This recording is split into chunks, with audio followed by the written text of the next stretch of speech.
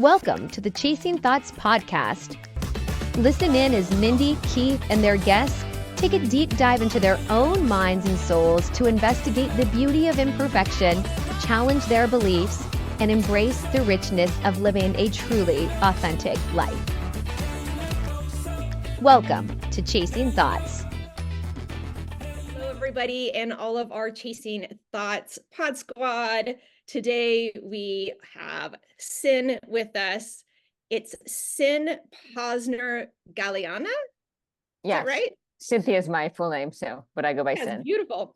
Cyn Posner Galeana is a bicultural and bilingual, having been raised in the U.S. by a Mexican mother and an American father.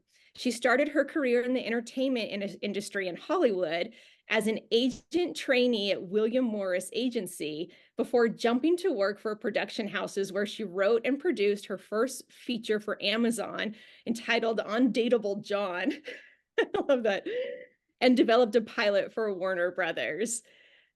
That is so cool. I can't wait to hear a little bit about that. And then I didn't give it in the intro, but I really want to hear more about your story that made your book possible. So share a little bit more with our guests about who you are and sort of the pieces of life that carved you into the human that you are today. Sure. Long story short, let's condense that. I was raised in Florida and then moved to New York for a bit, and Los Angeles. I ended up working at William Morris Agency before it was called William Morris Endeavor. And I thought I wanted to be an agent trainee, but I'd always been writing. I had a record deal when I was really young, so I was starting writing songs, then writing scripts for TV and film. And it took a long time being there and working the business that I got a film produced, Undateable John, and it made it on Amazon. That story was about actually when I got a DUI and I had to get sober, and I met a guy in one of the 12-step groups who was also getting sober. So it's a comedy take on two individuals who are highly messed up trying to get it together. And that movie made it among all the other scripts that I had written that were like, no, rejection, rejection, rejection.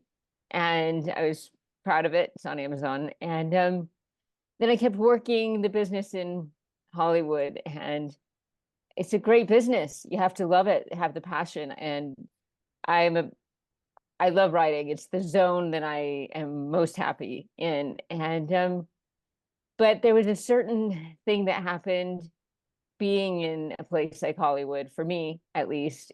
I got caught up in the rat race, caught up in wanting more, wanting more, wanting more. And that's not only to say the business of the entertainment, it's being in the United States or any part of the world.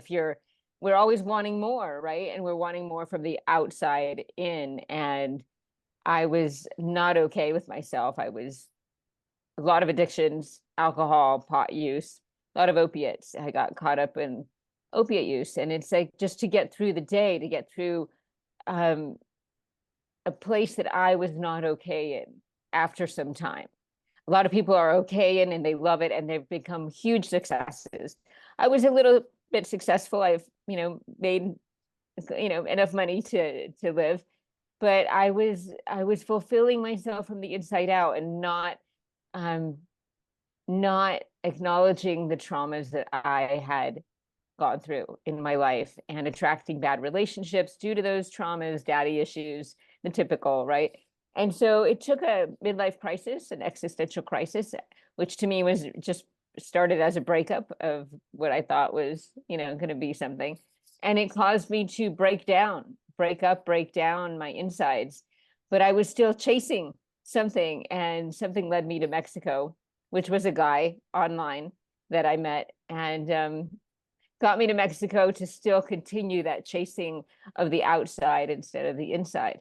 And when I discovered this guy in Mexico was another of the same kind of beast that I have always attracted, a type of narcissistic, abusive, but I'm not a victim. I'm, the same kind of unavailable person I was, at least. And when I was in Mexico, I discovered something that I had not ever thought that I would even know about, which is not only my roots, because I'm half Mexican, my mom's Mexican, but it's like the time stood still. Time here is very slow. I'm still in Mexico, by the way. And time here is just so slow, and you can stop and hear your thoughts and hear your insides. And so I started to do a lot of introspective work here, meditation, yoga, and, and I found myself for the first time. And so I wrote this book, Mexico Time, over here, that says this journey of leaving my ex boyfriend and my ex country, which is the United States. And it was also right before COVID, and we were not okay in the U.S. Politically for me, and I had to. I was ensconced here in Mexico during COVID, and it was the best. It was like the silver lining for me and for a lot of people that I know. Like when you have to be ensconced with just yourself and find out what's going on, what's moving, what's ticking, what is hurting. We have to deal with that at some point. And it took a lot of dealing with. So here I am, this person today, still dealing with the issues, with the triggers, with just being myself on a daily basis, But I think I'm a much deeper person, more authentic, which I don't think I was authentic back then. I didn't even know myself. Right? So becoming authentic with yourself before you can be authentic with other people, it's like knowing yourself. So that's the kind of a roundabout. That's amazing. I just think your story is so relatable for so many people, because there's that feeling of, I'm not supposed to be living like this, right? This doesn't feel good to my body. I'm not happy every day. I'm not at peace, which I think American culture sort of, shovels us down a hole that is not healthy for a lot of us, and a lot of us can't thrive in. And then we feel guilt and shame about not being able to survive in this, fast-paced society, and we want to get out. And then some of us have the courage to jump and get out. Right. And that's your story. And that is so cool, because I think we probably have a lot of listeners who are on the fence and they're like, oh, I could never really move. I could never really do this. But you can. Well, it takes a breaking point to do that, right? And it's like what you said. I was so fortunate. I had all the things. I had all the the bags, the shoes, the cars, the apartment. I mean, I had a great life for myself, but not happy inside. So all those things don't matter. All the working and the struggling and like the 24-hour treadmill, go, go, go. And it's like when you just collapse. Like, and it wasn't even a courage that took me to make the move. It was like I had no other choice. It was either a suicidal feelings of internal, like, I can't do this anymore. I can't. And those thoughts start to like catch up to you. And now I wake up happy. Yeah, it took a jump. It took a jump to finally make the move, get rid of my apartment, get rid of my things, that we so hold on to, like the beautiful bags, the beautiful everything, that we love, and stuff, my, a chair that I loved, little things that don't matter, just go, right? And I am in a town called San Miguel de Allende, Mexico, which is one of the, it's known as the number 1, number 2 biggest expat community, and digital nomad community, because the Wi-Fi is great here. It's cheap here. It's beautiful. It's like a little Barcelona, if you can even imagine that kind of vibe with the cobblestone streets. And it's like a little paradise. And so a lot of people come here and find a home. And there's so many expats here, and it's kind of like maybe Chiang Mai in Thailand, or Bali. A lot of people just want to take off, and that's so far away. So a lot of people, especially in Texas, California, a lot of people move to Mexico, and the beach towns are great, but this town is it's called a pueblo mágico, which means a magic town. So that's beautiful. Yeah, that's got beautiful. That kind of fairy tale kind of feeling. Yeah. Yeah, I think it is. Yeah. a lot of people who have left the United States, and I know a lot of people who have just left the traditional thought of how we have to live, and they're either consuming less and working simpler jobs, or they're freelancing, or they're doing the van life, or they've made a different choice for themselves so that they don't have to participate in a structure that's making them sick. Right. And it's that realization of like, I'm sick, I need to make the change. So Yeah. like you said, it takes that step of first being able to hear the voice that you're not okay, and then hearing a voice that I need to make a change, and then going with your intuition of what is that change to be like. So for me, it had to be traveling to know that this kind of town was where I could see my a real home in. Yeah. But I had to see a lot of the rest of the world to know that these are great places I can visit. But when you travel and you feel a place that could be home, it's like take that leap to do it. Some people have families that can't, kids in school, you can't take them out. But that's why I guess here the expat community is older. So it's like after you retire, you're divorced, you're widowed.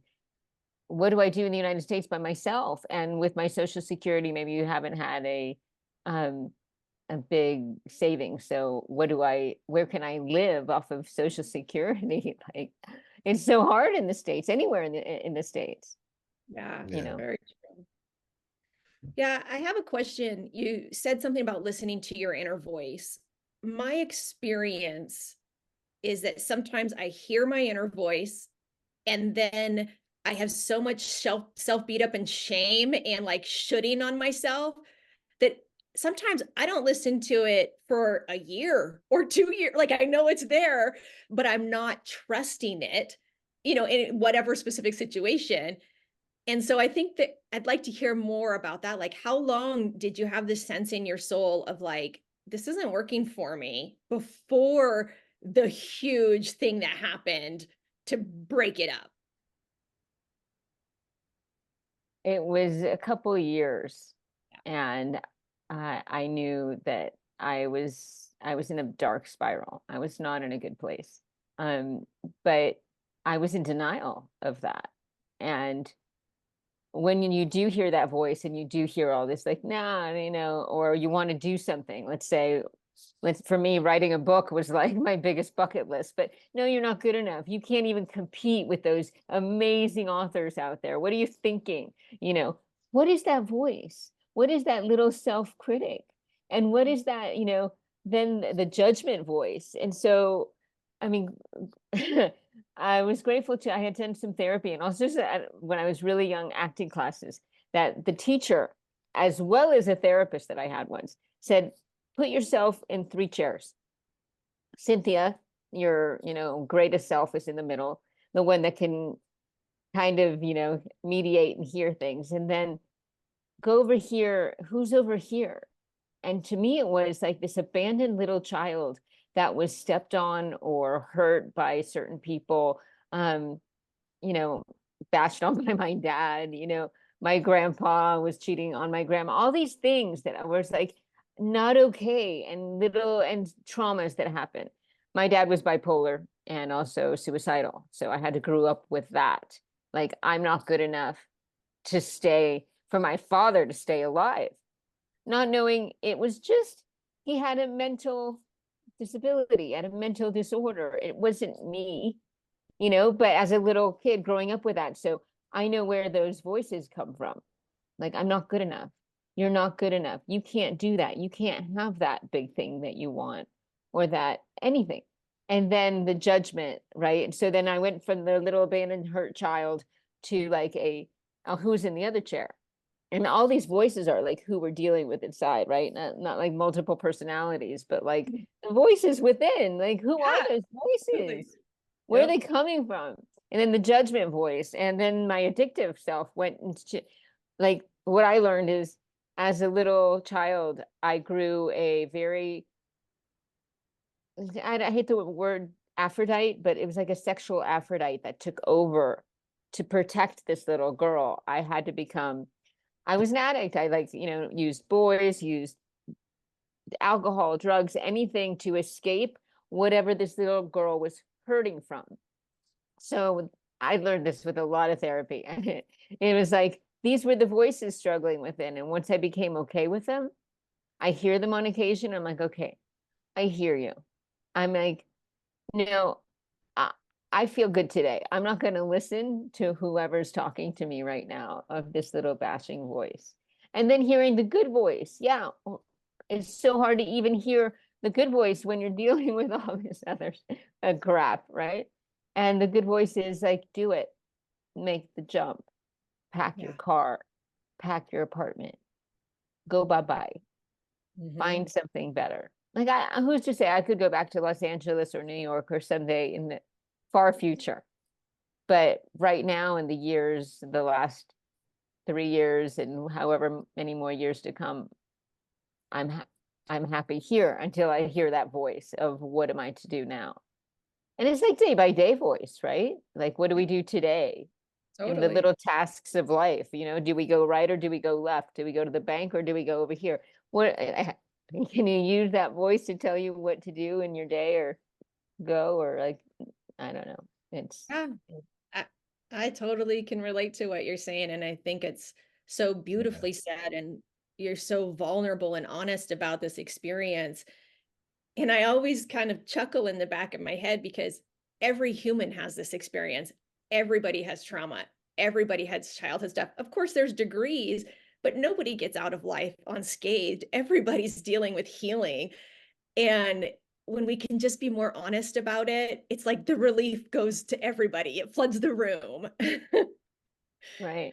And then there's not even the trauma. It's like, let's say social trauma, of being a woman and what you're supposed to look like. Especially in Hollywood, after 30, you're ignored. You are a ghost. You're done, right? Especially after a breakup, you're done. You're never gonna, you're just done. The 20-somethings from all over, the most beautiful women in the world are coming to Hollywood. So what are you competing with? So then, like, for me, skinny disease happened. And like, I have to look a certain way. I have to be so skinny. I have to eat a salad with lemon. I have to and then that's social trauma on top of all the other crap we have to deal with, or thinking you have to look a certain way to keep that man or to get that man. And oh my God. It's hard. It's hard. I'm glad you mentioned sort of do you call it Aphrodite? Is that what you called that? Like, because fawning or effing, is one of the trauma responses, right? Fight, flight, fawn. And it's one that we don't talk about a lot. And it's one that, particularly in American culture, gets shamed. Yeah. And so I'm so glad you mentioned that, just because that's another thing that we need to talk about more so that everybody can normalize it and say, hey, yeah, this thing happens. This is part of, my makeup, and there's nothing shameful about it. Right. Yeah. Do you go into a lot of this kind of feeling stuff in your book, or is your book more the story of the outside pieces of meeting a man and falling in love? Tell us more about like the juice of your book. It's all the inner workings of, well, it starts with the breakup and how it happened. I caught my boyfriend cheating on me, like straight up right there. And I was like, oh God, do I ignore this? Do I pretend it didn't happen? Because he didn't know that I knew. And then all these things happened. And I was like, the journey begins. So I'm very real and honest in everything that's happening. So, but I wrote it from a point of after healing, being able to go back and being like, oh my, like the catharsis had to happen to put it on the page. It was actually a script. It started as a script that I had a director wanting to take on, but the writer's strike happened. And I'm like, oh my God, I can't even sell the script for who knows how long. And at this point, I was in Costa Rica doing a yoga retreat. I had nothing to do at night. So I'm like, I'm going to do my bucket list, and I'm going to put that script that I had written like a few years prior into a book, because I can't sell the script. And I had always wanted to write my first book. But again, those voices of you're not good enough. What do you think? Who do you think you are? but I just put it on the page as my voice of like what had happened and the inner struggle, the inner voice. And at the same time going, oh my God, I need a Xanax. I need a pill. I can't do this. And so it's actually from insanity, from, you know, it starts with like, I'm stalking my boyfriend.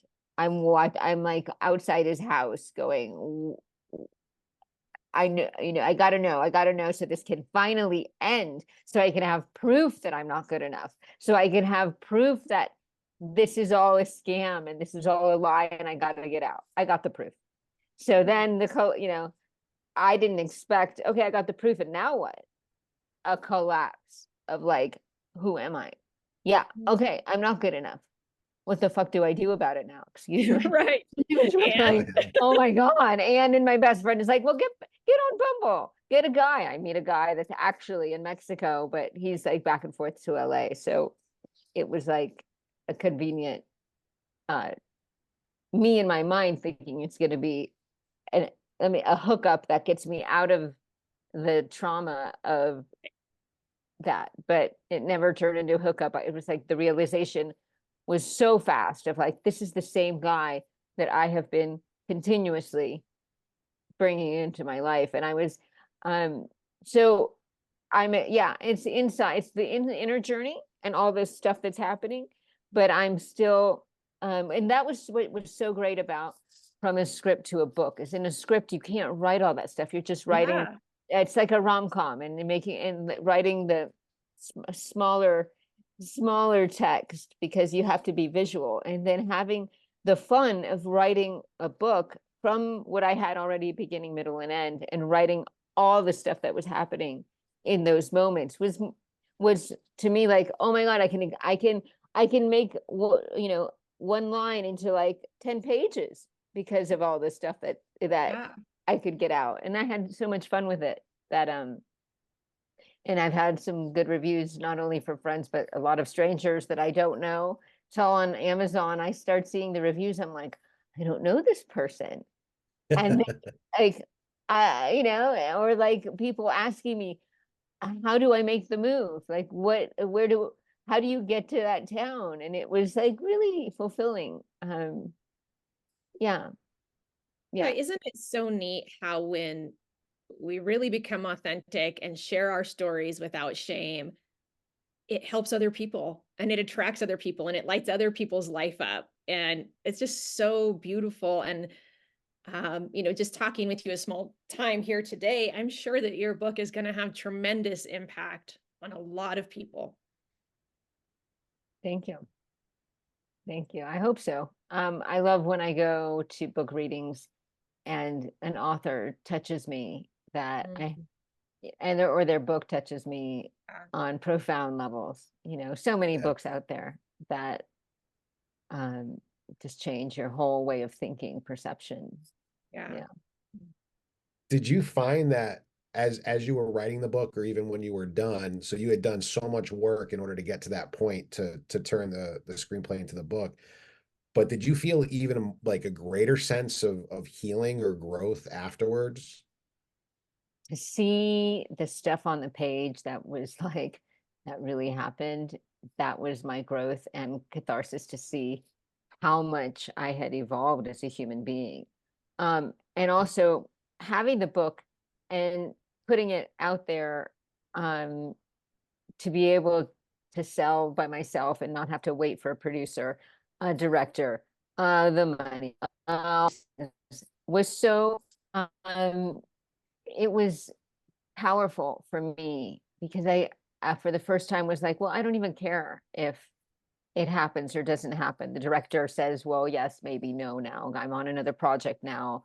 The writer's strike happened. It's like, oh, will my agent like try to sell it now? I did not care because I had my bucket list, because I had this thing that I'm like, I can sell this, for $5, and that $5 in Mexico is like lunch, right? In LA, it's $25. But like, I sell one book today, I can pay my lunch. And that was like my mentality. I didn't care anymore about the rest because I had this thing that I created and I could get to people if they wanted it or not. And I didn't have to sell like, oh, I didn't have to sell anything. It's just like, it kind of like word of mouth, and people started to notice. It's just like when you watch a series or a movie, when it's that good, you have to tell your friends, you have to watch Yeah. this. I want, because I want to talk about it. I want Yep. to talk about it with you.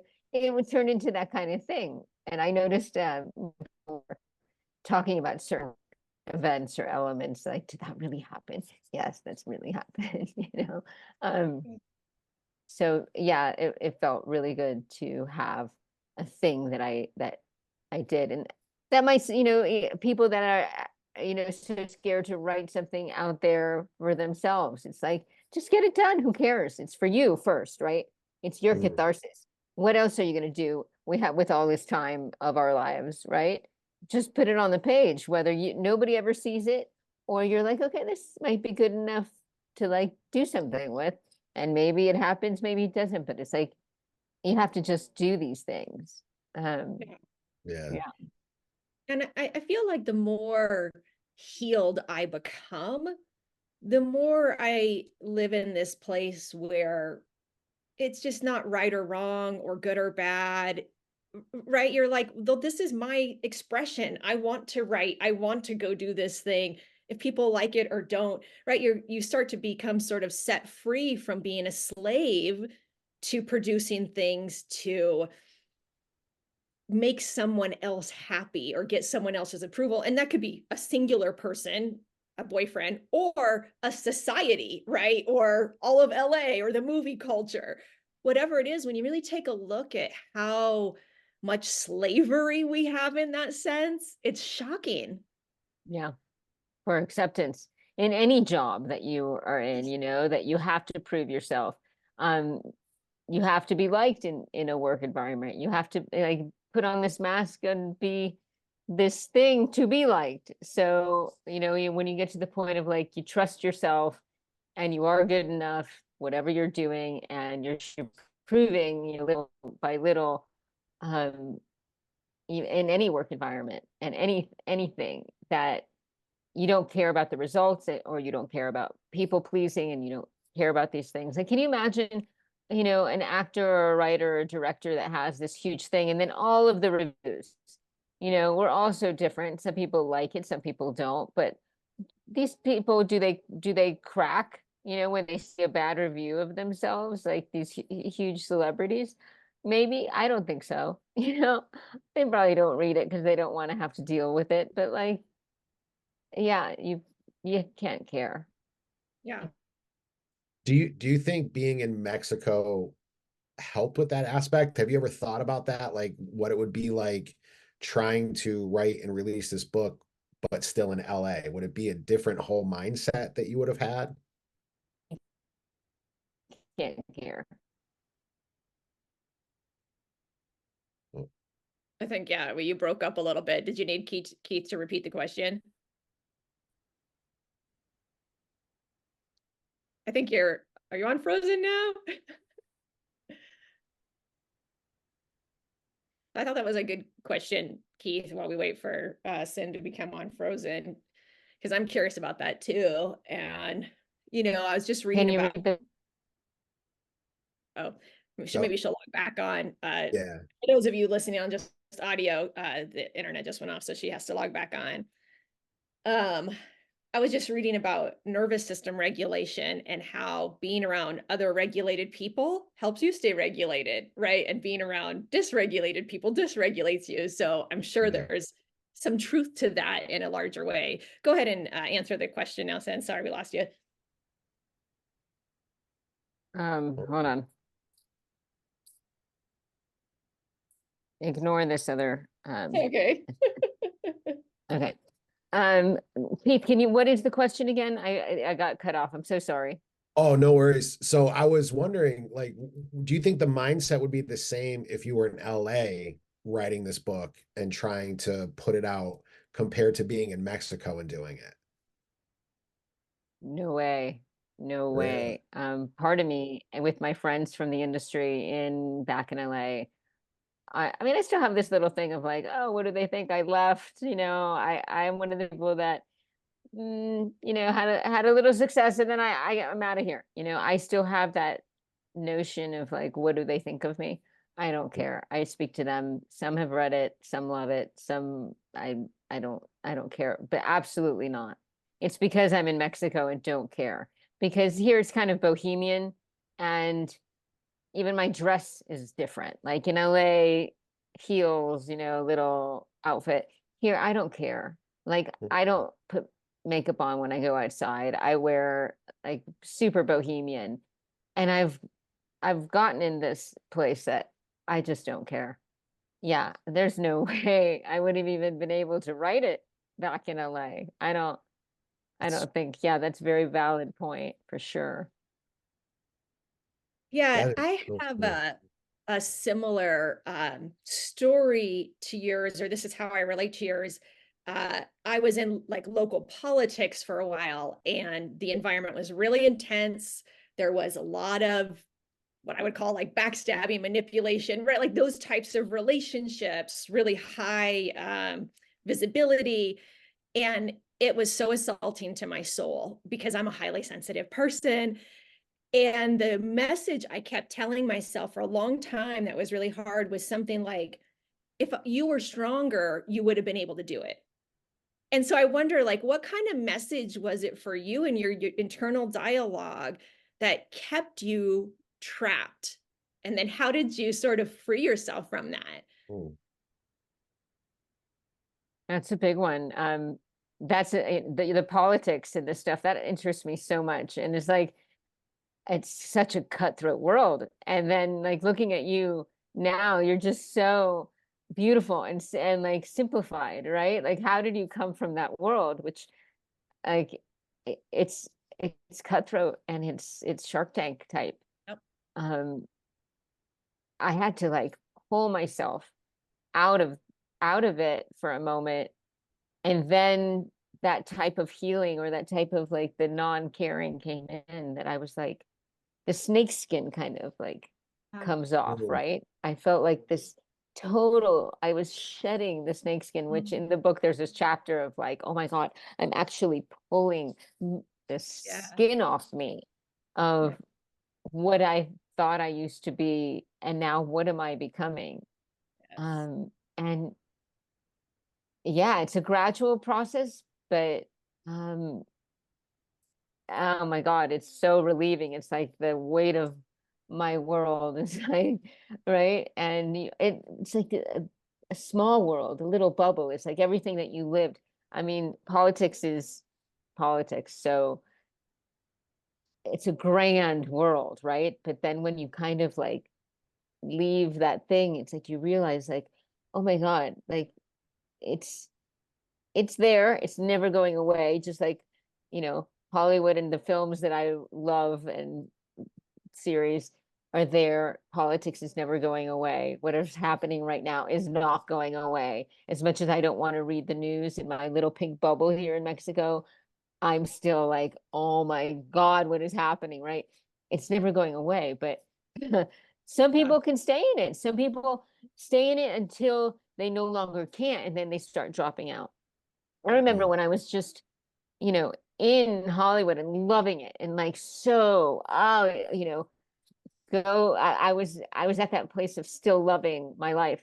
And one of the top executives that I respected so much was like at one point going, I'm leaving, I'm going to Alaska, and I'm going to buy a canoe company. And I'm like, what? What?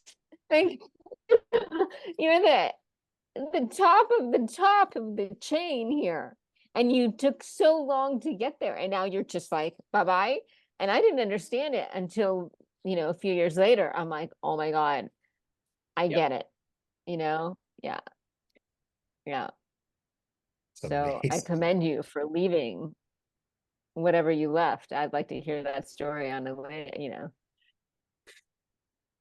Were you about to say something, Keith, before I jump in? I thought I I. just like just that analogy of like the snake shedding the skin. I just love that so much because from like when I watch like nature documentaries, it's not a pleasant thing. They like rub it against rocks. It's raw, it's itchy, it's painful, and that's like growth. And sometimes we have like that skin just kind of hanging off that we can't get off, and until we can finally. So yeah, I mean, everything that you're saying is just is so impressive. Yeah, it's amazing. Yeah, and I think I the go ahead. visual of the snake, do they you think that they enjoy this shedding, or it's like they you know? Yeah, yeah, because from what because I just watched one on cobras, and I mean, cobras freak me out anyways, but I guess like during that time, they're even more aggressive, Mm, so they're even more just because they're so angry and cranky because of all of that crap that's just coming off them. Yeah, it's very uncomfortable. That's what growth is. Growth is very uncomfortable. yep. Right. Yeah, that's kind of, you said something very similar to what I was going to say, which is just, Keith and I are both life coaches, but the reason why we put this podcast together is because we didn't want to continue this narrative that is associated with life coaches sometimes about be happy all the time. Mhm. Once you get here, you're going to be happy and never have a problem again, right? There's sort of this selling thing that happens. And it's not only not true, but we wouldn't want it even if we could have a magic wand and be happy all the time. Like feeling these feelings, shedding your skin, carving yourself out. Those are the rich experiences of being alive and being human. And that's the stuff that I think it's important to talk about more, is it's not a quest to get rid of those hard feelings or get rid of the continual shedding and revealing. It's learning ways to manage it with more grace and ease, right? And learning new tools. That's beautiful. Learning the new tools and like press rewind, you Yep. know, and delete and start from play again, and what are the tools that we learn? What are those tools? And saying, hey, I have a toolbox. My previous toolbox was any form of addiction, from money, success, power, to all of the numbing addictions, to what's my new toolbox. What do I do? Meditate, for me, meditate, yoga, watch podcasts like yours. I'm so into podcasts because I like to see people and hear people. It's like TED Talks, but like interview style. I love these kind of podcasts. And or calling or getting together with friends of like mind that are in the same um place of growth, right? Where we can have these conversations, and it's not just like, hey, what are you doing tonight? Hey, what are you wearing tonight? These superficial things that I was, but having these conversations on a deep level is so different than what we're used to, of like, oh my God, how, or the question of like, how are you today? Oh, do you really want to know how I am today? Yeah. Or like, hey, I'm cool, everything's fine. But no, actually, I'm going through like an in turmoil over here because, whatever stupid thing that's happening, or not stupid thing that's happening, for life and death over here, or family. And what I've noticed is like, now at my age, people are actually talking about the deep, dark family shit, right? Mm, And it's like, when we were kids or teenagers or 20s, we didn't talk about this stuff because it was also like the secret, the shame, Yep. you know? yeah. But now at this level in time, we, that's the first thing people want to talk about. And I love it. I love having conversations like this, or being in group environments. I do a lot of 12 step, but like being in those group environments where people are just like talking about themselves. And I may not even know these people by first names, but I know everything about their lives. Like, a lot of these people know more about me than my actual blood family, because Mm, my blood family sometimes is still in denial of what actually is, or what's happening in, our the dysfunction of what was and still is, right? And so when you're in a group of people, or just one-on-one, and you could discuss this dysfunction, it makes it bearable. Yeah. And I think that, so that's my biggest tool, is having people to be able to talk about this stuff with. And you don't have to pay a therapist. You can actually have a close-knit circle of friends. I'm not, therapy is fine. That's not what I meant. But like having these close-knit circle of people that is your new bloodline, your new blood Yeah. life or like day-to-day existence. Yeah, I heard you describe another tool that I think is really important, and I don't even know if you know you described it, and it's owning your own story. That even if your parents say that never happened, or your siblings or your friends, or people say, well, it wasn't that bad, or this, you have the right to own your own story. And in fact, if you're going to heal all the way and be your most powerful self, you have to own your own story. That's like part of the path. And then you gather people towards you that believe you and honor your story. And the other people can still be there, but you no longer have to rely on them. You can let them off the hook for believing or not believing, right? Because it's your story. And I think that tool, like knowing how to own your story, which you described so perfectly, is an important tool for people to know how to get there. Absolutely. That brought to mind my struggle with my younger brother is like he is so in denial of things that my dad might have said or, verbal abuse that he might have said. He doesn't want to talk about it because that's his still like his daddy. It's like I'm not ready to it just and I want to be like, no, he did this to you. And no, he did this to you. And it's like, yeah, okay. I'm my biggest struggle of days now is saying he is having his own experience.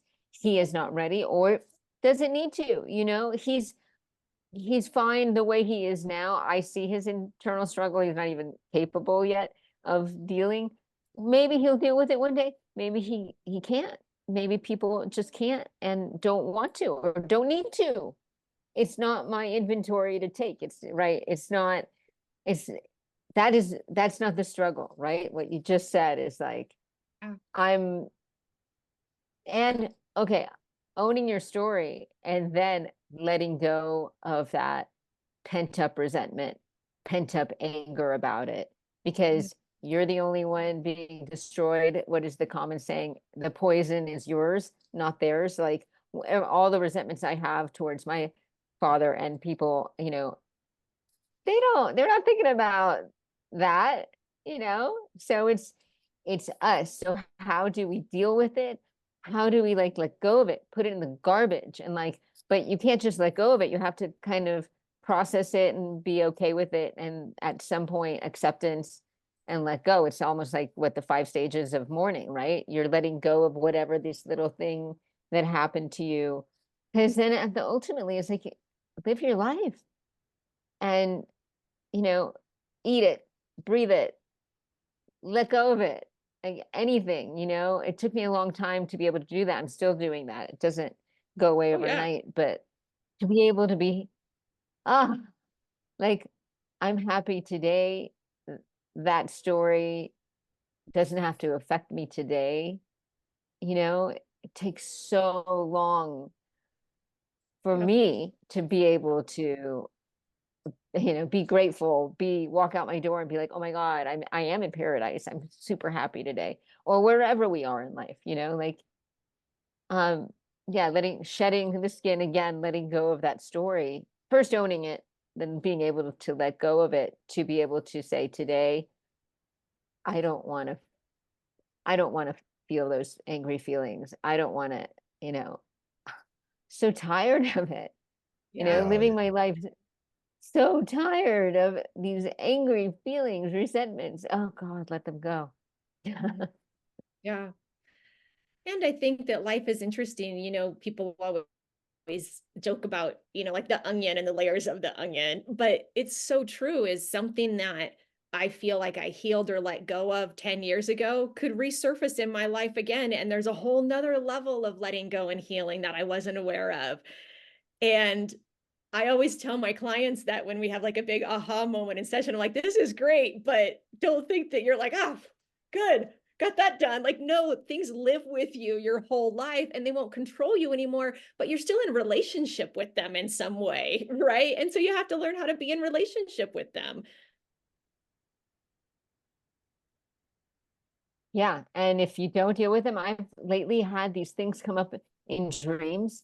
And I'm like, oh my God, is my subconscious still making me deal with that thing or Yeah, making me remember that situation? Like, I thought right. I worked on this. Why is it coming up now? Why? Maybe because like that is helping you deal with something else Yep. new. So Yeah. how did I deal with that? Versus how am I going to deal with this? Or yeah, things that you still have to deal with. Oh my God, yeah. The layers of the onion Yeah. daily basis. So tell us a little bit more about how you like published your book. Was it difficult to get it published? How long has it been for sale? Like, where are you with the journey of bringing your book to the world? Well, once I had it, and once I had I had my agent look at it. I had friends look at it. I had an editor, a really good editor, tweak it through. And then I sent it to publishing houses in New York and agents that are help with publishing. And all of them are like, okay, so you've done a movie, so you've sold some pilots, so whatever, but you're a first time author. We can't, we're dealing with, again, huge authors. Like, Yeah. oh, first time author, come back, your second book, maybe if you're first. It's like all these things kept coming up. And I was like, I'm just putting it on Amazon. I don't care. At that point, I was like, it took a lot for me to put it up there. Yeah. Um, but I was like, I'll just self-publish. And I'm already on the second one or a third idea that I have that maybe I can go back to those publishing houses like, hey, I've had some success with this book. Here's my second or third. Maybe, maybe not. Right. But I did self-publish, and at first I cared a lot. I was like, oh, I have to now market it. Oh, I hate marketing myself. But yeah, and then I was like, how do I do that? It's so hard. Authors, it's hard. So many authors are out there, especially after the pandemic. How many people wrote their own book? And Yeah. how many people are going to put it out there or get publishing deals? And then, yeah, again, all these voices of like, okay, now you wrote the book. Who cares? Who cares? And so I, put it out there. I had my best friends, first read it, and family, good reviews, and then it traveled through. And I think it was the first strangers that I saw on my reviews that I was like, oh, people I don't know like it. And that was the first time I was like, I'm going to continue this little process until a person appears, perhaps to help elevate it. A Yeah. movie appears, perhaps. But until then, it's just day by day. Like, it's like if I sell a book, back to if I sell a book, it's my lunch, right? Um, it's just I'm okay with where it is now, which I think is like you know, a good place for me personally at the moment. Yeah. Well, we're going to put the link to the book, your Amazon link, on the show notes, and we'll put any of your social handles or anything. So anybody who wants to kind of stay abreast of what you're doing in the world, which is awesome. Before we wrap it up here, is there any other sort of thoughts that either of you had arise that you want to talk about? Just a couple more minutes. I had a Keith, quick any question. questions for me? Yeah, I was wondering when you talked about separating the three chairs and you had the voiceover hair, and I love that, especially with your background, almost like breaking those Cast voices out. into characters. Yeah. Um, did you notice if there was one voice that was louder than the other? Oh, in that process, they were screaming at each other. My abandoned child was then screaming at the sexual Aphrodite, the addict self, going, I didn't need you to do that. You, Ooh. all the worst names I was screaming. And then turning into that other person, I was like, but I protected you, but Yeah. I am this. And it was like the struggle between them. And then when I grasped that, what was happening, my inside voice, and like allowed them to talk to each other, um, it was a very healing thing. Like I understood when one appeared and when the other appeared, and how these voices like started to take on their own personalities that just became voices. And then my therapist at the time was like, um, can you stay in your abandoned child for a little bit longer throughout your day? Can you dress like your abandoned child? Can you become more this child than this other addict who has taken over your life? So I started wearing, red Converse and, little, youthful, fun stuff. And I was living in my child a little bit more, listening to my child a little bit more. And that was so healing. And so, eyes of youth, eyes of like innocence again that I might have missed out on because I was in high school smoking weed and drinking and hanging with the wrong kinds of friends and had years of that, right? Because I wasn't living this little inner child's life. So, yeah. Wow, that Yeah, is that was powerful. Yeah. Keith, do you think you know who are your two strongest voices? Like who would be in your chair? I think all of us have some form of an inner child, but what would you call those two voices? Um, so I definitely have like the inner child. And then the ones that kind of war back and forth right now are the tough guy, where I have to appear like I hate confrontation, but if anything comes, I don't want to appear like I'm weak or anything like that. And then the hippie, which is the whole, so on my social media, my name is Master Cheese. It's a nickname my niece gave me and it stuck. And I'm like, you know what? That's gonna be the personality. That's going to be the character that I want to be. And I like you had said, I started dressing differently. I wear, even in the winter now, I wear beach pants. I'll like wear like long johns underneath or something.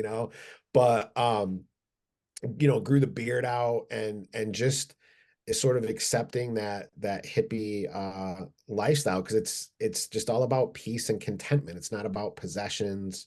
It's not about showing off. So I think those are my two that kind of war back and forth. And I feel like the inner child is more connected with the hippie side, than definitely than the tough guy side. Yeah. And Yeah. when your tough guy comes out, do you hear him? Do you let him out? Or do you have to control him? Like you don't like him to come out, or do you let him out when he's prevalent? Yeah, he caused me a lot of problems for about 20 years where he would just take over. And I would remember like in my head screaming, stop, stop, stop. And I couldn't. I was just completely out of control. Led to a divorce. Luckily my wife and I were able to repair that. She was just amazing. And we've been together now for 28 years. But now and this was, I don't know, maybe about 6 months ago, um, a little altercation, and I had to take somebody down that just would not calm down. And it was the most amazing thing, because when I did, as soon as he was on the ground and I was on the ground with, I was like, okay, we're done. We're done. It's over. So I was still completely calm, in control. And that was the first time in my life that I felt tough but calm at like the same time. There was no anger in the situation on my part, at least. Um, but it was funny because then afterwards, I that tough guy started screaming like, "Oh, you got to let people know, like you would have just tooled that guy up if you had, And I'm like, why? There's no point to it. So then I'm already judging myself because I didn't just lose my shit on the dude. I started judging myself. Oh, see, I'm weak. I'm a coward and stuff like that. So he still tries to get out of control, but after 20 years, yeah, just 20 years, just a couple of decades, that's all it took me to be able to get kind of put that guy into his place. Yeah, beautifully described, Keith, though, like about how you're the center, right? Like your consciousness, you're Keith. And so you can choose this guy to come out sometime or choose this, right? And you're not controlled by those personalities anymore and those voices. Yeah. Yeah. Okay. I have a quick question for you guys before we shut off and then we can stop recording. What is success to you? For me, inner peace. Inner peace. Yeah. You know, that peace was the first thing that came to my mind, because happiness is a byproduct. It's not something that's there. So I want to be at peace. I want to be content. Yeah. What about Moment, you? moment, you know, as more of the percentage of your day, right? You know, you're not going to Yes. be, like you said before, happiness isn't always, peaceful isn't always, triggers happen, everything happens, you know, shit happens. So how can you cultivate inner peace in those moments Yes. to not, you know, bring that aggressive guy, because I have her too, right? The aggressor. Like, how can we stay Zen? Like all of the being a Buddhist, how do we stay Zen and remove the suffering? The struggle is real, yes. How Mhm. do we maintain like a Zen place of mind Yeah. through Yeah. what we're going through? Yeah. Yeah. Yeah. And I think I would add just a little bit different language to it. And the way that I talk to myself is I want to like myself. Like I Mm. want to wake up and like myself. At the end of the day, even if it was a shit day, I want to be proud of how I showed up, right? I want to like myself. And that seems so simple. But man, when I think about how much of my life I've lived just not liking myself, then you realize that's not simple at all. No. No. And you know, I feel like we like ourselves by the choices we make, Yes. because the Yeah. choices that we have made previously cause and effect. Do not like Yes. myself for doing that choice, going Yeah. against my true authentic self. But now in, you know, yeah, you made it through a certain thing. There's a million ways you could have gone navigated through that thing, but you want to choose right from wrong, or like, you know, then you like yourself. And those moments that you don't, oh, I don't like myself for what I said or did to that person or in this situation. So becoming conscious of when you don't like yourself for that choice you make, because it's a daily day, it's a moment by moment thing, you know. Yeah. Yeah. Yeah. Yes. You said it beautifully. I mean, that is, I think, my biggest takeaway from this is just, yeah, you like yourself by your choices. That was so brilliantly said. So whether you speak up or stay quiet or talk to yourself kindly or talk to yourself mean or leave or stay, right? All of those you are trying to align with your core self, and that brings peace. And it also means that you need a lot of quiet time and investigation and reflection and all the time to know yourself. Otherwise, you can't possibly navigate. For Yeah. sure. So beautifully Yeah. said. Well, thank you so much for being on the show, Cyn. I loved this conversation. I really Yeah. appreciate your time. Thank you. I did too. You guys are fun, great, and authentic both. Like, and I love these kind of talk of. I mean, I'm gonna leave with this. Yeah, total introspection Yeah. of of it all. Thank you. Thank you so much. Thank you for listening to the Chasing Thoughts podcast. Please support us by liking, subscribing, or leaving a review or comment. We would really appreciate it. If you'd like to be a guest, we would love to explore life and what it means to be human with you. Please email us at chasingthoughtspodcast@gmail.com.